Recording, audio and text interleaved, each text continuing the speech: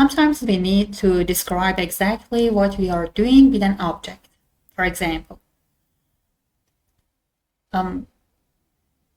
look at this piece of paper, I fold it, or I tear it.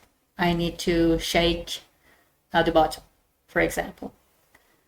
These specific verbs make your English sound much more natural than just saying do something. So here's an explanation. Don't squeeze the tube in the middle, part A, using your hands. Squeeze means to press something firmly, often with your hands, to change its shape, remove liquid, or make it smaller. And often used for objects that are soft or can be compressed. Tear up. She's tearing the letter up. To rip something into small pieces or to get emotional and have tears in your eyes. Here is about to rip something. And drag means to pull something or someone along the ground or another surface. Often with effort, he dragged the cabinet across the floor. I use literally pulling or metaphorically something prolonged or to this. And about to knock, he knocked on the door to hit something, often to make a sound or by accident. He scratched the lid of the box. Scratch means to scrape or rub the surface, often causing a mark, or to relieve itching by rubbing. Used for minor damage or to describe itching sensation. Shake the bottle before opening it. To move something back and forth or up and down quickly. And smash. To break something into pieces by hitting or crashing it. They've smashed the window. She folded the paper in half or in two. Fold means to bend something like paper or fabric, so one part covers another. She sprayed the leaves with water. Spray means to scatter liquid or small particles in the air or onto the surface.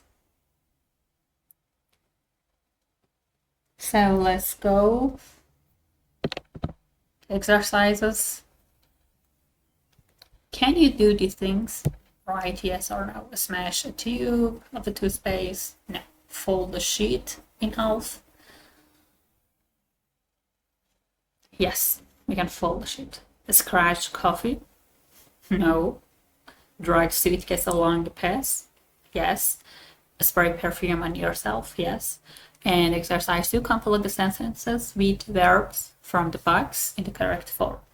I was woken up by someone knocking on my window. So the boat was incredibly heavy, so we had to drag it down on the beach to the sea. I tore up all my old bank documents and threw them away. He folded his scarf and put it on the table. And in the same way, you can do the other exercises. Okay, making noises. Don't shout, I can hear you. Speak in a loud voice. Whisper. Speak very quietly so that other people can't hear you. Cry. There's a drop of liquid that come out from your eyes when you cry. And scream. Cry out in a high voice because you are in pain, upset, frightened. Burst into tears.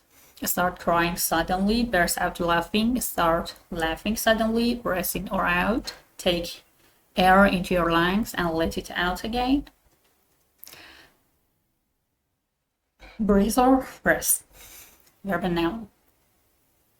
Sigh. Let out a long deep breath that shows you are sad, bored, relieved. And sneeze.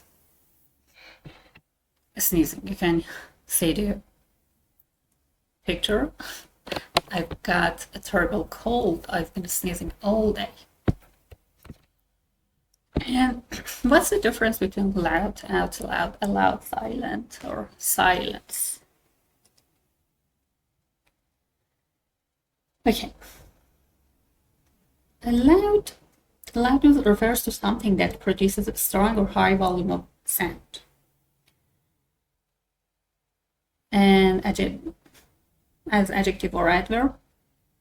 Adjective, let's have an example. The music was too loud, so I turned it down. And as an adverb, he spoke loud enough for everyone to hear. And to loud means to say something so that others can hear it, often used in formal context. This adverbial phrase. She shouted out loud at the joke.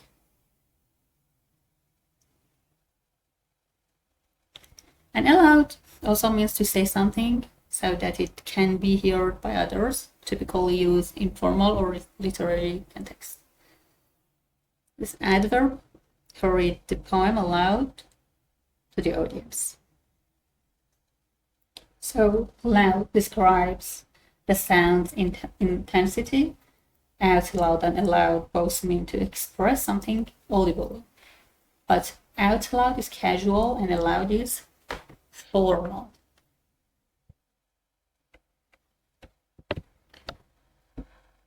Okay, exercise 4. Complete the sentences with a suitable word or phrase. When you have a cold, you might sneeze a lot.